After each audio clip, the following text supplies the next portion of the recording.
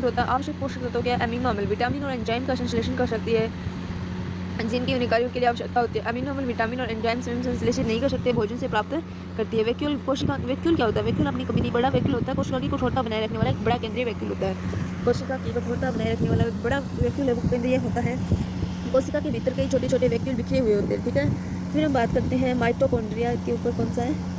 Mitochondria से ऊपर है सीलिया। सीलिया क्या होता है? जो कि पौधों की कोशिका में अनुपस्थित होता है सीलिया, और जंतुओं की कोशिका में सीलिया है वो अधिकांश जंतुओं की कोशिका में उपस्थित होता है। गति संवेदनशील वातावरण में सहायता करते हैं। माइटोकॉन्ड्रिया उपस्थित संख्या में कम होता है, जंतुओं की कोशिका में है वो कम होता है वैसे भी, और उपस्थित और संख्या में अधिक होता है, ठीक है। अब हम प्लांट सेल और एनिमल सेल, आपको अलग अलग चित्र दिए हैं। ये है पौधों की सेल का चित्रण और ये है एनिमल सेल की, जंतुओं की सेल का चित्रण, ठीक है। प्लांट सेल के अंदर मैं आपको डायग्राम्स दिखाती हूँ, एक बार रुकना आप। प्लांट सेल, यहाँ ये रहे प्लांट सेल का ये डायग्राम है, देख लेना आप, और ये जंतु कोशिका का डायग्राम अच्छे से बना लेना। वैसे इस प्रकार से तो बनता है, मतलब इतना मुश्किल है नहीं जितना मुश्किल हमने से बनाया हुआ है। और ये होता है हमारा, ये गोल्जी का होता है, ये न्यूक्लियोसोर्स होता है, और ये राइबोसोम होते हैं, ठीक है। विषण पढ़ाती हूँ मैं आपको, विषण विषण